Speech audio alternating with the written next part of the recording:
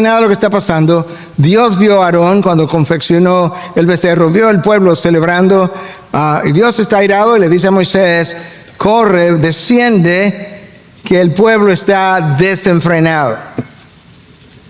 Y escucha ahora, entonces, te voy a ir llevando por los versículos siguientes del 32 y algunos del 33, pero escucha ahora en el capítulo 32, versículos 19 y 20, tan pronto como Moisés se acercó al campamento, viene bajando, vio el becerro y las danzas, se encendió la ira de Moisés, arrojó las tablas de sus manos y las hizo pedazos al pie del monte.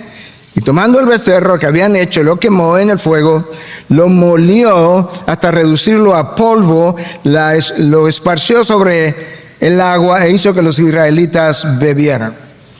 En buen dominicano, Moisés está echando chispas. Moisés está airado. Moisés no puede creer lo que acaba de ver y oír. Recuerda que estuvimos viendo que el pueblo al día siguiente no simplemente estaba haciendo una fiesta a Jehová, porque no lo era, pero estaban bebiendo, comiendo, y de acuerdo a lo que pudimos ver, de acuerdo a los estudiosos del hebreo, lo próximo que sigue, que es traducido como que se estaban regocijando. No, el lenguaje ahí habla de algo como acompañado de orgías. ¿Te imaginas? Moisés es un hombre mortal, es un hombre pecaminoso, y está airado. Imagínate el grado de ira del Dios santo, santo, santo.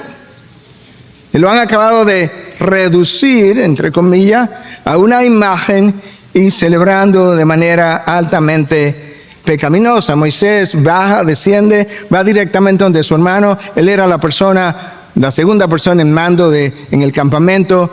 Va y lo confronta y básicamente le está diciendo: ¿qué es lo que tú has hecho? Escucha la respuesta de Aarón. No se encienda la ira de mi señor, respondió Aarón. Tú conoces al pueblo que es propenso al mal. En serio, Aarón. Porque me dijeron: haznos un Dios que vaya delante de nosotros, pues no sabemos qué le haya acontecido a este Moisés, el hombre que nos sacó de la tierra de Egipto. Y yo le contesté: el que tenga oro, que se lo quite. Me lo dieron, lo eché al fuego y salió este becerro. Aarón, ¿tú piensas que le está contando un cuento a niños? Yo no lo puedo creer. Nota lo primero que Aarón hace: está tratando de minimizar su falta. No se encienda la ira de mi señor, le dice a su hermano.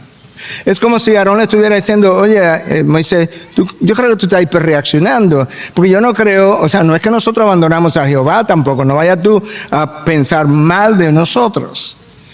No, yo estoy pensando peor de ustedes por las danzas que están haciendo y la manera como la están llevando a cabo. Y le han dicho al pueblo que esto es fiestas a Jehová. Tú has violado el primer mandamiento de la ley de Dios, que te manda a no tener otros dioses delante de mí. El segundo mandamiento de la ley de Dios, que te manda a no hacerte imágenes de nada de lo que está en el cielo o en la tierra. El tercer mandamiento de la ley de Dios, que te dice que no tomes el nombre de Dios en vano, el nombre de Jehová en vano. Tú lo has violado los tres. Y me está diciendo que no se encienda mi ira. Y además Aarón me está diciendo: tú sabes que el pueblo es propenso al mal. Es como si él estuviera diciendo: tú sabes que yo no soy como ellos. Pero ¿de quién fue la idea de hacer un becerro de oro con sus propias manos? Es como que Moisés tampoco lo puede creer. Pero lo que Aarón hizo es exactamente lo que Adán hizo con Eva, la acusó. Ahora Aarón acusó al pueblo. Lo tercero que tú puedes ver es que él está tratando de esconder su pecado, diciendo que él tomó aretes, lo echó al fuego y del fuego salió un becerro. Como otros han dicho, y me perdonan la palabra, pero son muchos los que lo han dicho a lo largo de años: el pecado nos vuelve estúpidos.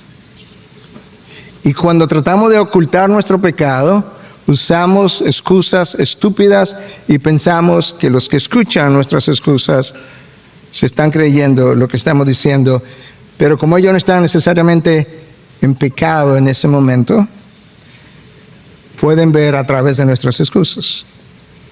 y no creen nuestras excusas. Quizá nos sentimos mejor, pero estamos peor. Es como que Aarón le hubiera dicho: Moisés, a la verdad que hay misterios en este mundo. ¿Sabes lo que uno tirar esos aretes y salir un becerro de ahí? Eso es más o menos lo que Aarón está tratando de insinuar. Sin ninguna intención, Moisés simplemente salió. Yo creo que esa mentira debieran darle el premio de la mentira del año, del siglo o de toda la historia.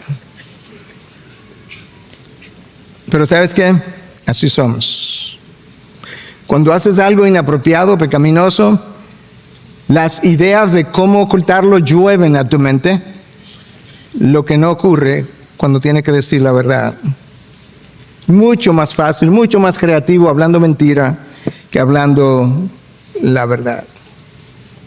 Pero con quien Aarón está hablando es con Moisés, que viene de hablar con Dios. Moisés sabe la verdad, él lo vio, él lo oyó. De hecho, el versículo 25 dice que Aarón les había permitido el desenfreno. Aarón, no solamente tú comenzaste esto que terminó tan mal, es que cuando viste al pueblo desenfrenarse, no hiciste absolutamente nada.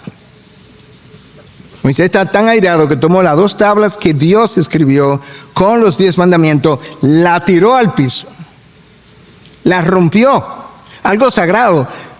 Dios escribió estas tablas con su dedo, de alguna manera. Dios no tiene dedos, obviamente, pero es una expresión para decirte: Dios personalmente escribió estos mandamientos. Moisés se paró, versículo 26, a la puerta del campamento y dijo: el que esté por el Señor, venga a mí. Y se juntaron a él todos los hijos de Leví. Y él les dijo: así dice el Señor Dios de Israel: póngase cada uno la espada sobre el muslo, le dijo a los levitas, y pasen y repasen por el campamento de puerta en puerta, y maten cada uno a su hermano, a su amigo y a su vecino.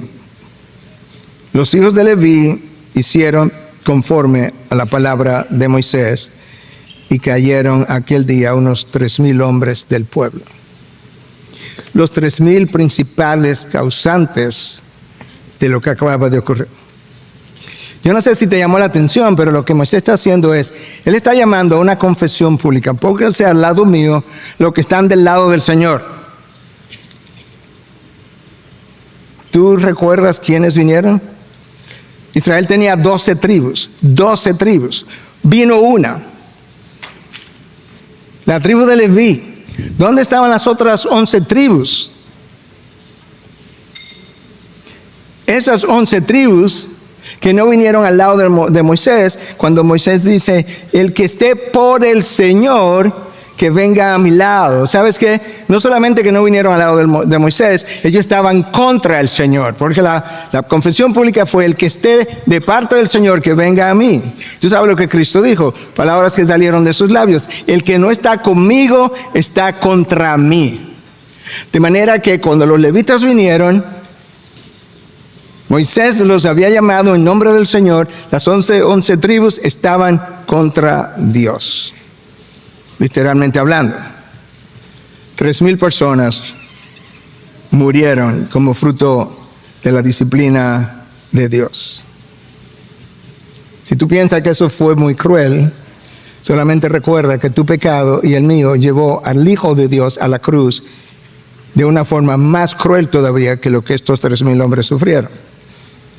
Y esa acción de ese día nos deja ver, estos 3,000 hombres que murieron, nos deja ver que cuando nosotros no tratamos con el pecado y continuamos en nuestra desobediencia, el costo de la desobediencia se hace sumamente alto. ¿Tú sabes cuál era la intención del Señor? Lo vimos el mensaje pasado: eliminarlos a todos. Se calcula que quizás salieron de Egipto 2 millones de personas, eliminarlos a todos y comenzar de nuevo con Moisés y hacer un nuevo pueblo a partir de Moisés. Moisés intervino. Y Dios estuvo dispuesto, por la intervención de Moisés, el mediador entre ellos y Dios, Dios estuvo dispuesto a detener esa magnitud de ira, de disciplina, de castigo, y simplemente limitarlo a estas 3,000 personas. ¿Usted sabe por qué había que hacer eso? Porque no hay todavía una sola muestra de arrepentimiento. Aarón acaba de mentir. Él no está arrepentido. De las 12 tribus de Israel, hay una que vino al lado de Moisés y se identificó con Dios. Pero el peor de todos es Aarón. Hermanos, tanto para entender lo que Aarón ha hecho, como para entender nuestra propia condición, la razón por la que es evidente que Aarón no estaba arrepentido es precisamente su mentira. Es incompatible la mentira con el arrepentimiento. Cada vez que tú o yo estamos dispuestos a mentir para ocultar nuestro pecado, eso debe sonar una alarma en nuestra mente y decirnos: no estás arrepentido, y si no estás arrepentido, puedes estar seguro que lo volverá a hacer otra vez. ¿Sabe por qué? Porque arrepentimiento, en el hebreo hay dos palabras principales. Hay más, pero hay dos principales que nos dejan ver qué es lo que implica el arrepentimiento. Por un lado hay un dolor de lo que hicimos, y por otro lado, shub implica que yo me devuelvo en U. Yo iba por este camino, me doy media vuelta y me alejo de donde yo iba. Y la otra palabra en griego es metanoia, que implica un cambio de mente. Aarón no ha cambiado de mente. Él está tratando de ocultar lo que él diseñó con su mente. Y las 11 otras tribus no experimentaron arrepentimiento. No quedaba otra cosa que la ira de Dios. Eso era lo que el pueblo merecía. Cuando Dios para su ira y castiga a 3,000 nada más, esa fue su oferta de misericordia. Y ese es el título de mi mensaje: lo que el hombre merece, porque eso es lo que merecía el pueblo, todos muertos, y lo que Dios ofrece, que es su misericordia y su gracia. Moisés estaba en el monte hablando con Dios. El pueblo estaba abajo, al pie de la montaña. Pero el pueblo se le olvidó que Dios no es como nosotros. Y Dios vio todo lo que ocurrió. De hecho, escudriñó sus pensamientos antes de que ocurriera. Y que ese Dios está hablando con Moisés, quien fue instruido para descender. Ese pueblo, que estaba apenas comenzando sus 40 años en el desierto, debió haber aprendido tempranamente, pero nunca lo aprendió, algo que Pablo le comunicó a los Gálatas en 6:7: de Dios nadie se burla. Claro, hermanos, porque cuando yo sé que Dios prohíbe algo, y que es omnisciente, y que eso que prohíbe, que este es el límite, que yo estoy a punto de violar, que yo sé que no debo violar, pero sé que Él me está viendo y lo violo, yo me estoy burlando de Dios. Yo sé que no lo decimos así, pero eso es lo que implica. Yo sé que tú me ves, yo sé cuál es tu límite, yo lo voy a hacer de todas maneras. Recuerda que Moisés rompió las tablas con los 10 mandamientos. Pero el pueblo necesitaba las tablas, los mandamientos, por escrito.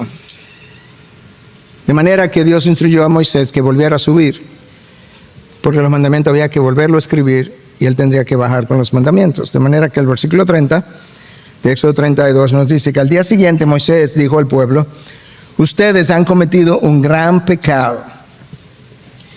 Y ahora yo voy a subir al Señor.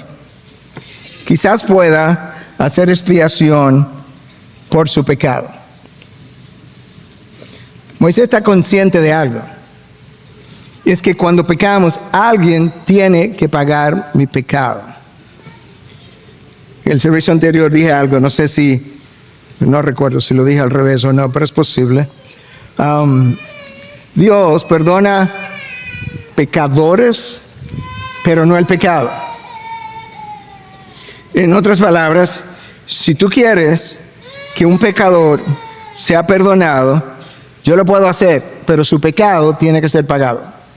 Yo no exonero pecado. Y la mejor evidencia de eso es Cristo en la cruz. O yo voy al infierno, o Cristo va a la cruz. y yo acepto su pago por mi pecado. Pero como hemos dicho otras veces, en el reino de Dios, el que la hace, la paga, lamentablemente. Moisés dice, déjame subir, a ver si yo hago expiación por su pecado. Déjame ver qué vida yo tengo que ofrecer, a quién tengo que ofrecer, qué tengo que matar para que Dios perdone al pueblo. Eso es en esencia lo que está en su mente, lo vamos a ver ahora. Entonces volvió Moisés al Señor y dijo, ay, este pueblo ha cometido un gran pecado. Se ha hecho un Dios de oro. Pero ahora, si es tu voluntad, perdona su pecado, escucha, perdona su pecado, ¿sobre cuál base, Moisés? Si yo decido perdonar su pecado y dejarlo libre, ¿sobre cuál base? Escucha.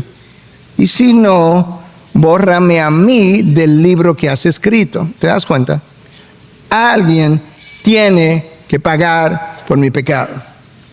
Moisés dice, me habías ofrecido quedarme yo solo y destruir a todo el pueblo. Yo te pido, Dios, que preserve al pueblo y me mates a mí. Pero Dios no podía hacer eso, porque la única persona que podía pagar por el pecado de otro, literalmente era su hijo que murió sin pecado. Entonces, ya Moisés intervino una vez, anteriormente, cuando Dios quería eliminar a todo el pueblo. Esta es la segunda intervención de Moisés. Moisés amaba a esta gente, por eso ofreció su vida a cambio. Moisés amó a este pueblo incluso antes de salir de Egipto. ¿Por qué lo sabemos? Porque el texto de Hebreo nos dice que Moisés, cuando salió de Egipto, prefirió identificarse con las penurias del pueblo de Dios antes que con los tesoros de Egipto. Él era el heredero de Faraón, porque Faraón no tenía hijo y la hija del Faraón adoptó a Moisés. Él prefirió identificarse con las penurias, la dificultad, el sufrimiento, el dolor del pueblo antes que con los tesoros de Egipto. Todavía Moisés está amando a esta gente. Le dice, si tú no lo vas a perdonar, entonces yo sería la expiación, bórrame a mí del libro. Pero obviamente Dios rechaza la oferta de Moisés de quitarle la vida, y escucha la respuesta de Dios en el versículo 33. Y el Señor dijo a Moisés, al que haya pecado contra mí, lo borraré de mi libro. Ya murieron 3,000. El que haya pecado contra mí, yo borraré de mi libro. Pero ahora, ve, conduce al pueblo a donde te he dicho. Bueno, eso es buena noticia, porque Dios todavía le está diciendo, sube al pueblo que yo te dijo, al lugar donde yo te había dicho que irías. Mi ángel irá delante de ti, pero el día que yo los visite, lo castigaré por su pecado. Ya. Dios se reservó el derecho de visitar su ira, su castigo, en otra ocasión. Eso no debe sorprendernos, porque en la historia bíblica, en múltiples ocasiones, Dios ha anunciado una disciplina o un castigo, no lo ha llevado a cabo en el momento y lo ha detenido por años. En la época de Noé, el pueblo estaba muy mal, haciendo solamente siempre todo el mal, todo el tiempo, todo el mal. Y Dios retuvo su ira por 120 años mientras Noé fabricaba el arca, hasta que llegó el diluvio y solamente 8 personas sobrevivieron, los que estaban dentro del arca. Al reino del sur, Judá, las 2 tribus del sur, Benjamín y Judá, Dios le anunció, le dijo, presten atención a lo que le ha ocurrido a su hermana del norte, 10 tribus en el norte que ya se fueron al exilio. Si ustedes no quieren correr la misma suerte, arrepiéntanse. Año 1, año 5, año 50, año 80, 100, 110, 120, 125 y quizás hasta 150 años, dependiendo de la fuente que tú leas. Dios esperando, pero Dios visitó su ira. Y aquí tú lo tienes, versículo 35. Y el Señor hirió al pueblo, versículo 34. pero el día que yo los visite, lo castigaré por su pecado. Hermano, si no te has arrepentido de tu pecado, no espere, no le dé larga, hasta que Dios diga, por un día, por un año, por más, he tratado de llevarte al arrepentimiento, no lo has hecho, y ahora llegó el día, la hora, la forma, el momento, cuando tendré que ejercer mi disciplina o mi ira. Aquí hay una combinación de malas noticias y buenas noticias. Dios le dice a Moisés, sube a la tierra que yo te dije que ibas a ir. Eso es buena noticia, Dios no ha desistido de llevarlo hasta allá. La segunda buena noticia aparente es que Dios dice, mi ángel va a ir delante de ustedes, pero algo cambió. Es que hasta aquí Dios ha acompañado al pueblo de manera personal, representado por la nube que los cubría y por el fuego que los alumbraba, pero sobre todo la nube todo el día, cubriéndolo. Y ahora Dios dice, esa presencia cercana, personal, ustedes no la van a tener. Yo voy a enviar un ángel.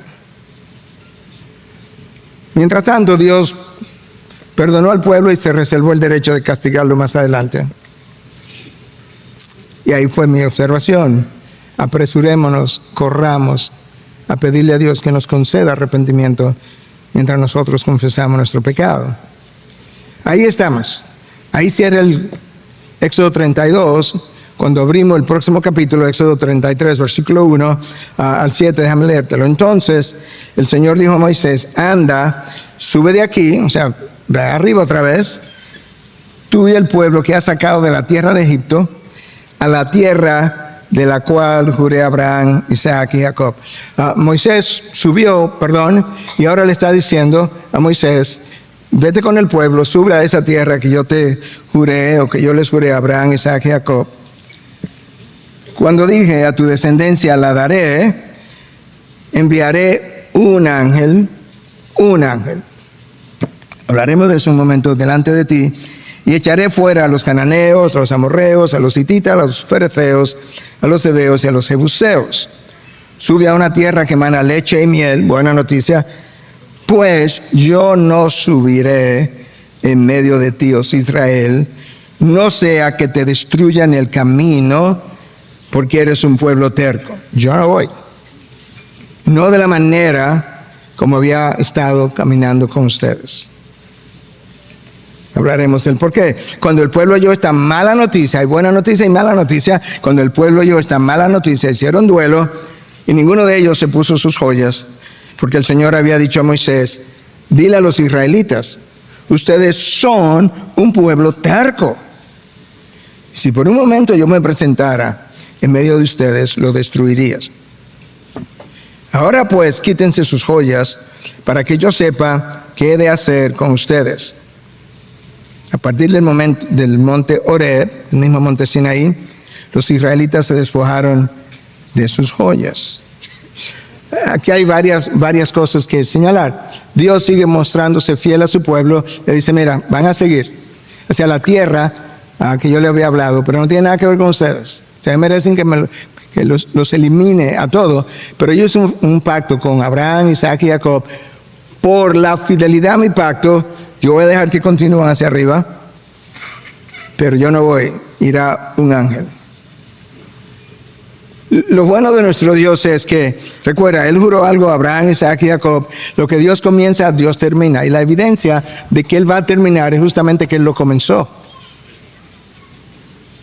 Recuerda lo que Pablo le dice a los Filipenses en 1:6, aquel que comenzó la buena obra en ustedes será fiel en completarla. Dios nunca ha comenzado nada y lo ha dejado a mitad de camino. Nosotros hacemos eso, por múltiples razones, pero te puedo dar varias.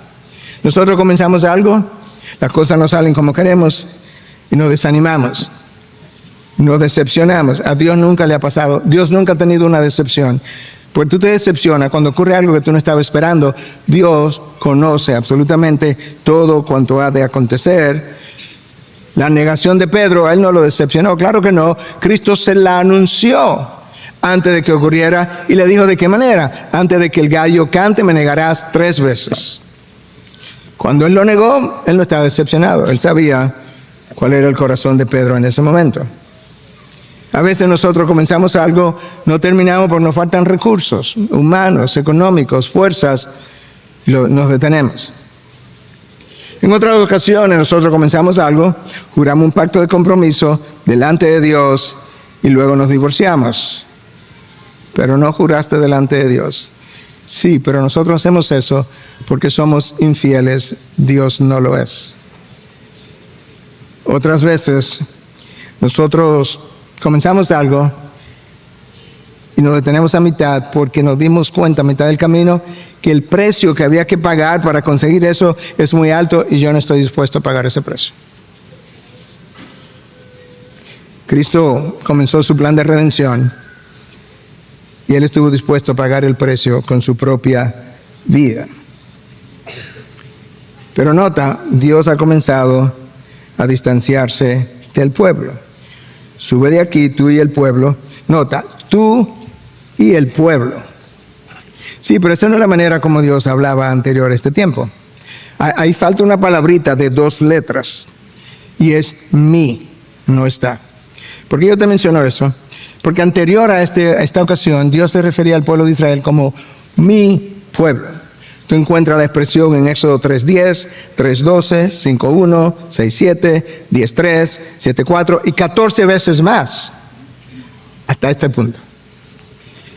De este punto en adelante no es mi pueblo, es el pueblo. Wow. Hay diferentes formas como Dios está mostrando su distanciamiento. Es el pueblo, no mi pueblo. Va un ángel, no yo. Wow.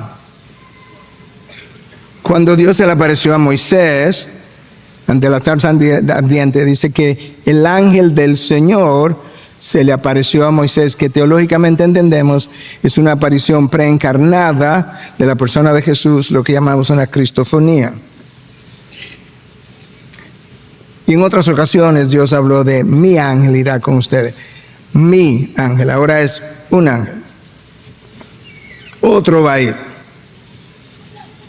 Dios está mostrando fidelidad porque va a continuar hacia el lugar llamado Tierra Prometida, lo cual indica que Dios no ha abandonado por completo a su pueblo porque le va a enviar un ángel. Pero tú no puedes pecar tan gravemente y pensar que la presencia manifiesta, cercana, íntima de Dios continuará contigo, en este caso con el pueblo de Israel. Recuerda lo que Isaías 59:2 dice, que sus pecados, de hecho la palabra es iniquidades, sus iniquidades han hecho distanciamiento, separación entre su Dios y ustedes. El pecado hace que Dios se distancie de nosotros. Tú pudieras preguntar, bueno, pero ¿de qué manera? Si yo soy creyente, verdaderamente creyente, y el Espíritu de Dios mora en mí, ¿de qué manera Dios se distancia de nosotros? En más de una manera. Sí, Dios tiene una incapacidad, esa es la palabra, para relacionarse con el pecado. En su santidad perfecta, Él no puede relacionarse con el pecado. Él no puede tolerar el pecado. De hecho, la cohabitación de Dios y el pecado es sinónimo prácticamente de destrucción. Para no destruirte, eso es lo que Dios dice. Me separo, me distancio. Porque si yo me apareciera por un momento delante de ustedes, los destruyo a todos. Porque es un pueblo de dura cerviz. Terco. Eso tampoco debe sorprendernos, hermanos. Dios creó a Adán y Eva, los creó sin pecado, completamente santo, intrínsecamente santo. En otras palabras, Adán y Eva, las únicas 2 personas en toda la historia hasta ahora, aparte de Cristo, que tenían santidad intrínseca en ellos mismos. Tu santidad no es intrínseca, ni la mía tampoco. Es algo otorgada por Cristo, quien me imputa, me carga su santidad a mi cuenta para que yo pueda entrar al reino de los cielos. Adán y Eva eran santos intrínsecamente, pecaron. Entonces, ¿sabe qué ocurrió? después que Dios los confronta, los expulsó del jardín. No podemos seguir juntos. Wow. Y de ahí en adelante, hasta el día de hoy, para disfrutar la cercanía que Adán y Eva tenían con Dios, nosotros necesitamos un mediador, que en este caso es Cristo Jesús. Adán y Eva no necesitaban un mediador. Ellos estaban cara a cara con Dios.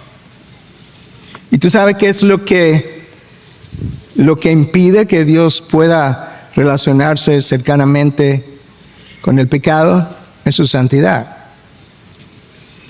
Tan gráficamente representada que cuando Cristo va a la cruz, Él no tenía pecado, nunca tuvo pecado, nació, vivió y murió sin pecado, pero como Cristo asumió la paga del pecado de aquellos que Dios había llamado desde la eternidad pasada, y como Dios perdona a pecadores pero no el pecado, entonces, hijo mío, lamentablemente, ahí en la cruz, cuando tú decidas cargar con los pecados de aquellos que tú quieres que yo perdone, tú vas a morir ahí en una cruz, clavado, cruelmente tratado. Y cuando Cristo estaba ahí clavado, en el momento en que Él, en el momento cumbre que Él está representando, justamente que está cargando con los pecados de la humanidad, Dios Padre le voltea la cara, le hace sentir completamente solo por primera vez en toda la eternidad que ellos tenían juntos. Y Cristo clama, grita: Dios mío, ¿por qué me has abandonado? ¿Por qué te has distanciado?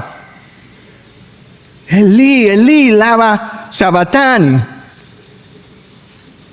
Digo, porque yo tengo una incapacidad de relacionarme cercanamente con el pecado.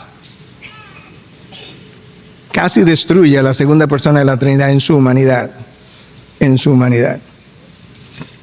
¿Y por qué Dios es así? Bueno, Isaías 57:15 dice: yo habito en lo alto y en lo santo, donde no hay pecado, lejos del pecado, lejos de este mundo de aquí abajo. Y nosotros debiéramos darle gracias a Dios que Él es santo. ¿Sabes por qué? Porque si Dios no fuera santo, su amor fuera indulgencia, permiso para pecar. Si Dios no fuera santo, su soberanía sería una tiranía, un dictador, pero no lo es porque Él es santo. Si Dios no fuera santo, su omnipotencia fuera peligrosa. Yo no la quisiera. ¿Te imaginas a un ser omnipotente no santo? No, tú no quieres ese Dios. Si Dios no fuera santo, Él no restringiría el pecado, no castigaría el pecado. Imagínate, vamos a ponerlo en términos humanos, que nosotros tuviéramos un gobierno que todo tipo de pecado es permitido y no es nunca castigado. Homicidios, suicidios, violaciones, robo, se hace invivible. Tú y yo deberíamos darle gracias a Dios que Él es santo, porque Él es que restringe las acciones pecaminosas de los hombres. Adán y Eva fuera del jardín. Wow. Ahora, ¿sabes qué, hermano? Porque yo he oído esta expresión mal usada. Es una verdad mal usada, mal interpretada. De aquellos que no creen en la elección desde toda la eternidad de parte de Dios. Si ese es bueno, una vez salvo, siempre salvo. Hey. Time out, como dicen en inglés. Eso es una verdad, pero no es así de sencilla ni de simple. De hecho, representa una representación pecaminosa de una verdad que Dios ha dicho. Claro que Dios puede dejarnos sentir su distanciamiento morando en nosotros cuando estoy viviendo en pecado, sin lugar a dudas. Porque algo va a comenzar a pasar en mí que no estaba pasando antes. Te vas a enfriar. Las cosas de Dios no te van a llamar la atención. Leer la palabra te va a costar mucho más si es que lo hace. Venir a la iglesia lo vas a hacer más como una responsabilidad, más que un deseo de estar en su presencia, de escuchar su palabra, de oír su predicación, de adorar a Dios. Y lamentablemente, ¿sabes qué? Ese es el problema. que ese creyente que no está bien, pero se cree que está bien, piensa que está bien porque él continúa involucrado en actividades religiosas. Escucha como Blackaby lo dice en uno de sus libros: el pueblo que se aparta de Dios trata de mantener su alianza con Dios mediante diversas actividades religiosas. Voy aquí, voy allí, estoy en un grupo pequeño, voy el domingo a la iglesia, pero ¿sabes qué? Perdí mi primer amor, perdí mi entusiasmo. Puedo ir un día, puedo no ir otro día, y ¿sabes qué? Como que me saben lo mismo los 2 días. Y esta es la razón. Blackaby otra vez hablando, en su libro Dios y su profeta Samuel, dice que la gente que se aparta de Dios continúa sus actividades religiosas. Y sus actividades religiosas le llevan a creer que Dios no se ha apartado de ellos. Cuando la gente continúa sus actividades religiosas, habiéndose apartado de Dios, ese pueblo vive, esto es doloroso, ese pueblo vive contento sin la presencia manifiesta de Dios.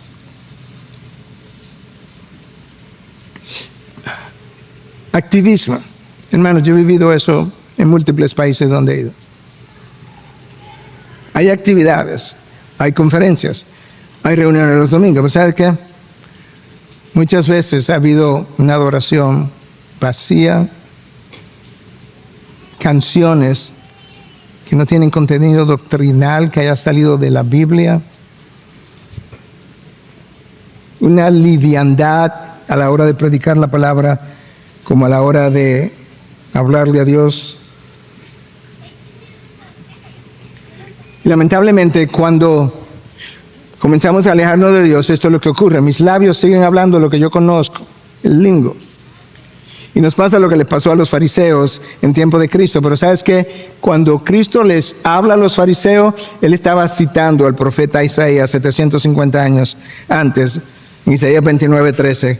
Dios le dice a ese pueblo, descendiente de lo que estaba en el desierto con Moisés: porque este pueblo se acerca a mí con su boca y con sus labios me honra, pero su corazón está lejos de mí. Y su temor de mí no es más que un mandamiento de hombres que les ha sido enseñado. Un mandamiento de hombres que me han enseñado, pero que no tiene de mí absolutamente nada. Hay palabras en los labios, lo que no hay es corazón. Eso le dice Cristo a los fariseos, que ayunaban 3 veces a la semana, que oraban 3 veces al día, que de labios le honran, pero su corazón estaba muy lejos de Él. Escucha a Blackaby otra vez: cuando Dios retira su poder de su pueblo, el mundo que está afuera nunca podrá tener un encuentro con Dios. Claro que no. Si Dios retira su presencia manifiesta de este lugar, la predicación pudiera continuar, pero no va a haber eficacia de la predicación. No hay poder transformador a través de la predicación si no hay un Dios aplicando la palabra al corazón y a la mente de esa persona. ¿Quién le va a predicar a ellos? Y si le predican sin mi presencia manifiesta, ¿quién los va a convencer a ellos de pecado? Dios envió al Espíritu Santo para convencer al mundo de pecado, de justicia y de juicio. Pero si el Espíritu de Dios no está obrando aquí dentro, los que están afuera no tienen esperanza, como está pasando en muchos lugares hoy en día. Lamentablemente creo que hay muchas iglesias, muchas personas que caminan sin la presencia manifiesta de Dios, pero no le molesta. No, están contentos sin ella. La liturgia puede estar presente, pero es muerta. Puede haber un orgullo como el de los fariseos, que estando mal pensaban que estaban muy bien. De quienes Cristo dijo: déjalos, ellos son ciegos, guías de ciegos, y si un ciego guía a otro ciego, ambos caerán al hoyo. Pero ellos pensaban que estaban no solamente bien, mejor que todo el pueblo, cuando estaban peor que todo el pueblo. Claro, porque cuando la presencia manifiesta se va de mi vida, yo ni siquiera sé que estoy mal. Yo ni siquiera sé que estoy pecando. No, porque no hay convicción de pecado de parte de Dios en mi vida. En el tiempo, más temprano que nunca, mi estilo de vida es mundanal, aunque el otro no lo sepa. Pero es fruto de eso. Y no solamente es mundanal, que llega un momento que me rebelo y pienso que yo lo voy a hacer, independientemente de lo que Dios decida. Y las cosas de Dios ahora, yo tengo una apatía hacia esas cosas, me parecen aburridas. ¿Por qué eso es importante, hermanos? Porque cuando no hay arrepentimiento, una simple rededicación de mi vida no va a ser suficiente. No, Dios no la va a aceptar. Porque yo no necesito una rededicación de mi vida. No, yo necesito un arrepentimiento primero. Y si no hay arrepentimiento, no redediques tu vida, porque lo que estás rededicando es una vida pecaminosa. Pero tengo un problema más, y es que el arrepentimiento lo da Dios. Y si yo no estoy honrando a Dios, tampoco espere que Dios me va a dar arrepentimiento. O sea, es como un círculo vicioso, por así decirlo. No tengo arrepentimiento, pero Dios no me lo está dando. No me lo está dando porque tampoco lo estoy buscando, tampoco estoy confesando. Si tú lees la historia de Elí y sus hijos, la historia dice que los hijos de Elí, que fueron perversos, no se arrepintieron porque Dios había decidido matarlos. ¡Wow! ¿Cómo fue?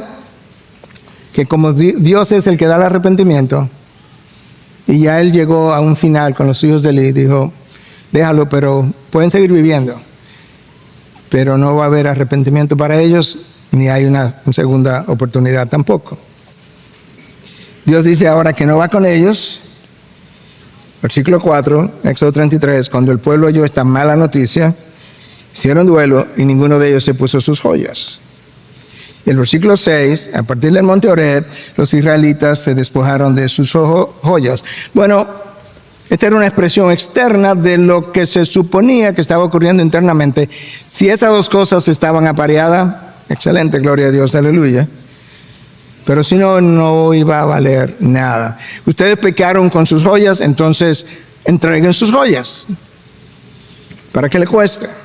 Y no vuelvan a hacer algo parecido. El versículo 7 al 11 en el 33, yo te lo resumo. Pero en esencia el texto dice que Moisés tomaba entonces la tienda de reunión, que no es el tabernáculo no ha sido hecho todavía. Algo más sencillo que Moisés tomaba y la sacaba, parece que era portable, la sacaba fuera del pueblo, la colocaba a cierta distancia del pueblo y Moisés iba a la tienda de reunión a hablar con Dios. La nube que se movía, que estaba cubriendo a los israelitas, dice que bajaba y descendía sobre la tienda de reunión y que Dios hablaba con Moisés cara a cara. ¡Wow! Entonces Moisés, o la presencia de Dios, permanecía a la entrada de la tienda. Versículo 10, la columna de nubes situada a la entrada de la tienda de reunión, y todos, el pueblo entero, se levantaba y adoraba, cada cual a la entrada de su tienda.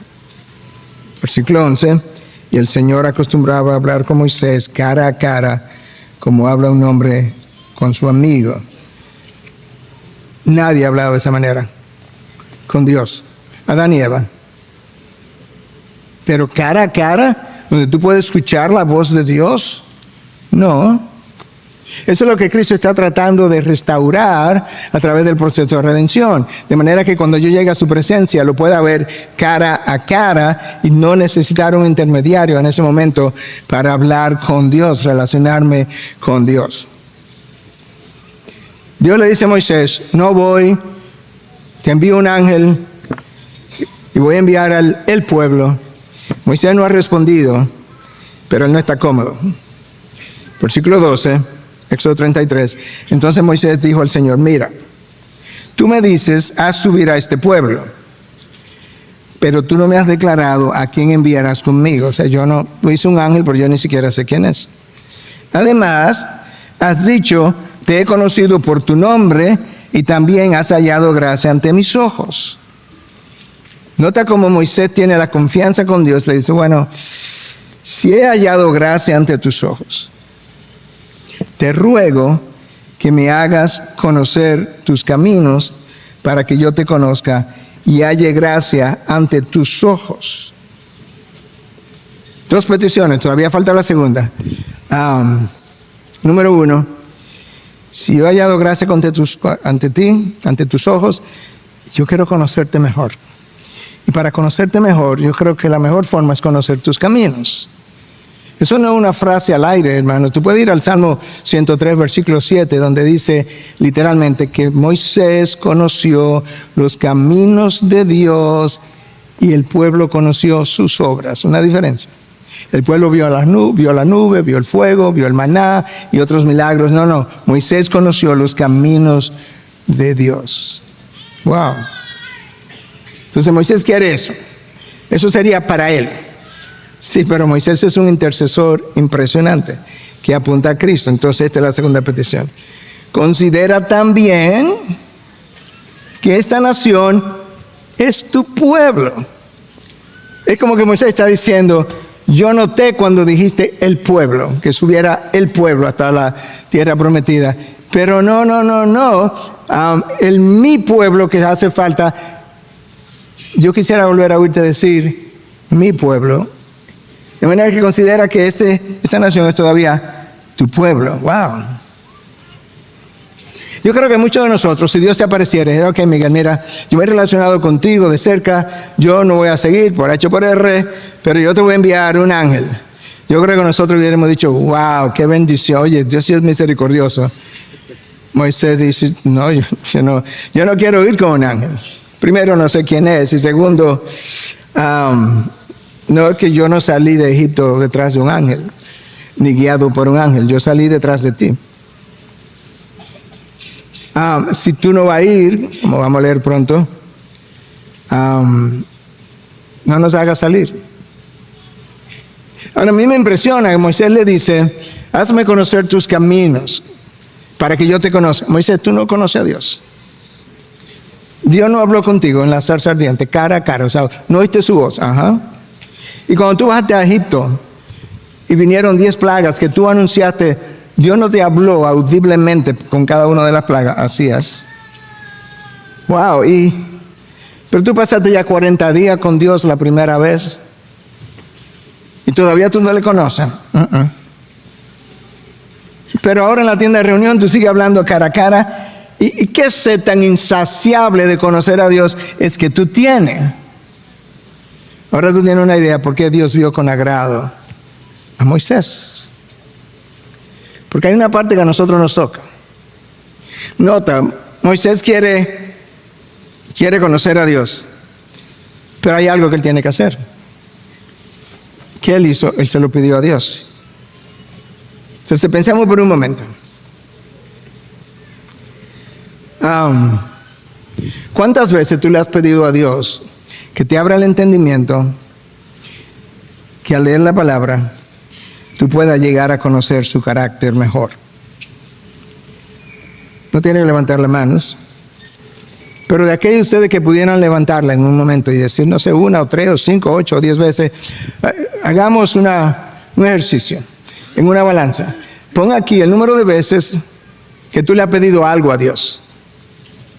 Y pon aquí el número de veces que tú le has pedido a Dios que te abra el entendimiento porque tú quieres conocerlo mejor. ¿Cómo tú crees que luciría la balanza? ¿Sabes por qué, hermano? Porque nosotros buscamos a Dios para que me resuelva los problemas. Si Dios nos resolviera todos los problemas, probablemente su pueblo ni orara. ¿Para qué? Esa es la razón, yo lo he dicho de testimonio, por la que años atrás, creo que comenzó estando en Estados Unidos, yo comencé a no gustarme irme de vacaciones porque encontraba que yo pasaba menos tiempo con Dios cuando tenía más tiempo para hacerlo. Y cuando yo regresaba, yo le decía, es que no puede ser. Bueno, por eso Dios tiene que permitir dificultades en nuestras vidas, porque de lo contrario nosotros jamás lo buscaríamos. Sin embargo, Dios reveló desde el Antiguo Testamento cuál debiera ser tu preocupación número 1. Una. Si va a tener una, esto es lo que Dios está diciendo. Lo resumió en Jeremías 9, 23, 24. No se gloríe el sabio de su sabiduría. No te preocupes por tener más sabiduría como primario. Ni se gloríe el poderoso de su poder. No te gloríe de manejar poder, posiciones. Ni el rico se gloríe de su riqueza. No te preocupes por acumular riquezas. ¿De qué es que quiere que me preocupe? Aquí está. Pero si alguien se gloría, gloríese de esto, de que me entiende y me conoces. Wow. Tu problema número uno en la vida es que no me conoce. Moisés lo sabía, le pidió que le ayudara a conocer sus caminos. Pablo lo sabía, le decía, no solamente, yo quiero conocer el poder de su resurrección. ¿Y qué más, Pablo? Y padecer junto con él, conocer sus padecimientos. Pablo, pero tú eres masoquista. No, es que hay cosas del carácter de Dios que yo no lo puedo conocer a menos que no esté en dificultad. Donde yo pueda sentir su presencia, la dulzura de su presencia. Yo recuerdo un momento difícil en mi vida, donde no tenía más que hacer y pasé toda la noche leyendo salmos y orando, y esa noche jamás la he olvidado. Nunca ha estado Dios más cerca de mí que esa noche. Cuando literalmente yo abrí los salmos y le dije, Señor, no sé qué más hacer. Pero yo sabía dónde ir. Cuando tú no sepas qué hacer, tú sabes dónde ir. De manera que, de alguna manera, Dios fue llevando a Moisés para que conociera sus caminos. Sus caminos son de santidad. ¿Qué implica eso? Que cuídate, Miguel, de no pecar ni de coquetear con el pecado. Sus caminos son soberanos, de manera que no cuestiones sus designios, que no salga de tu boca ni llegue a tu pensamiento. A mí me parece eso injusto de parte de Dios. No, son caminos soberanos. Que sus caminos son de fidelidad, que nunca se te ocurra pensar que Dios se olvidó de ti. Que sus caminos son inescrutables, no trate de entenderlos. No, Dios dice, libro de Hebreos, que la fe es la certeza de lo que no se ve. No tengo la evidencia, pero ¿qué tengo? Tengo sus promesas. Cree sus promesas que son más reales que la realidad que tú estás viviendo.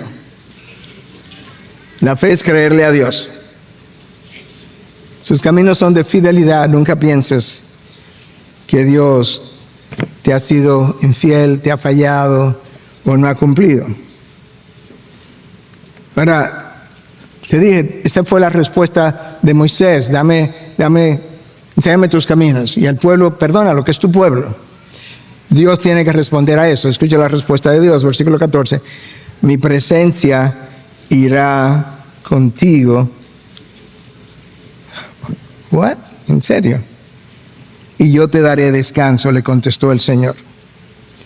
Esta es la segunda intervención de Moisés. Dios dice, no, yo voy a enviar un ángel. Moisés interviene. Y tú sabes que estas no son meras palabras. Otro salmo, no el 103, el 106, si no me equivoco, habla de que si no hubiese sido por Moisés que se paró en la brecha, Dios hubiese destruido al pueblo. Cientos y cientos y cientos de años después, Dios recordó la vez cuando Moisés se paró en la brecha como intercesor. ¿Y tú sabes por qué yo sé que él hizo una diferencia?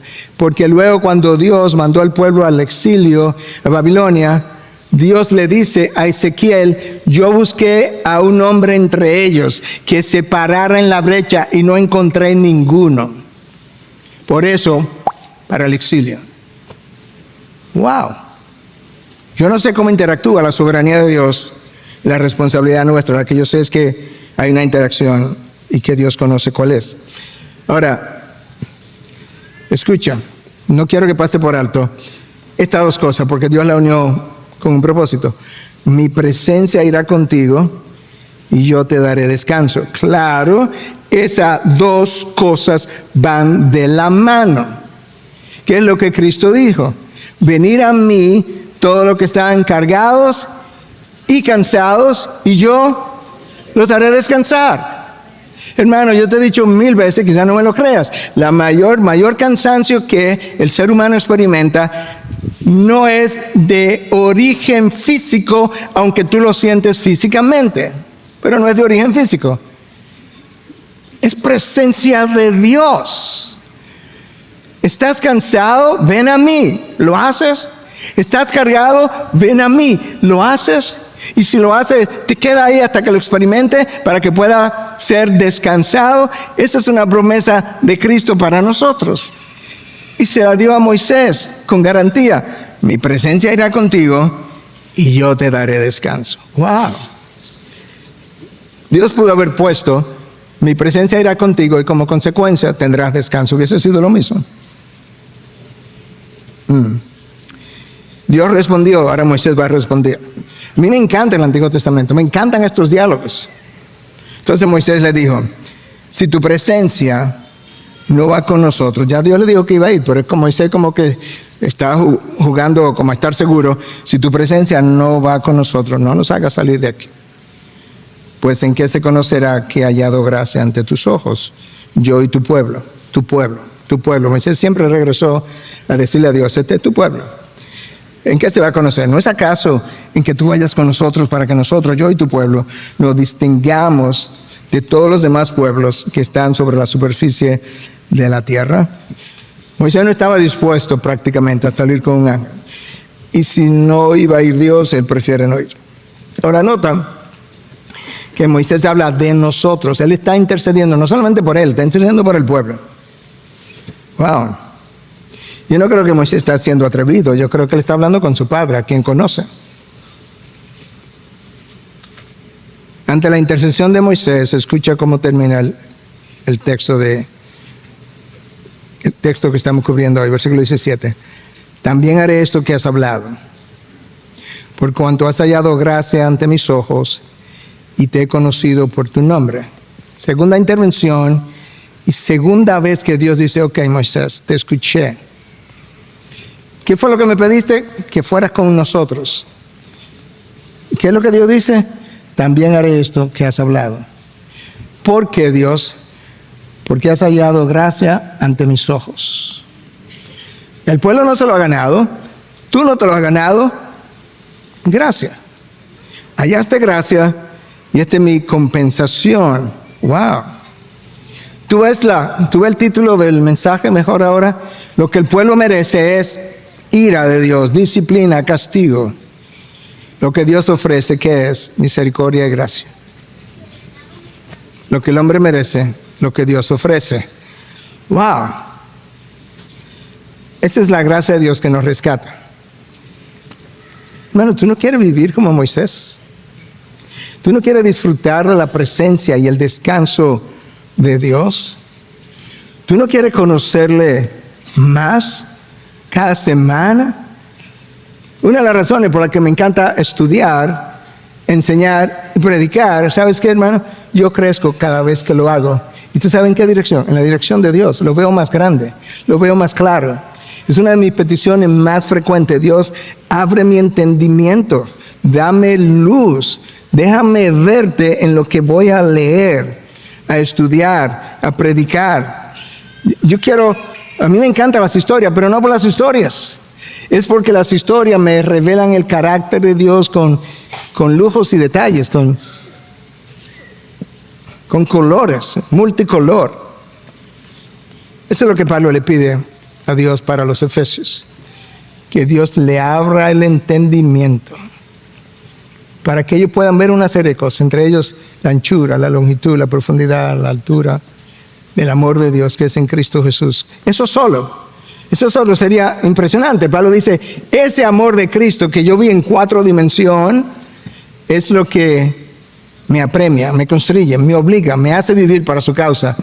¿Cuál amor? El amor que yo tengo por Cristo. Eso no es lo que él está diciendo en ese pasaje. El amor de Cristo para conmigo, yo lo vi tan extraordinariamente que esa apreciación sola me lleva a vivir solo para Él.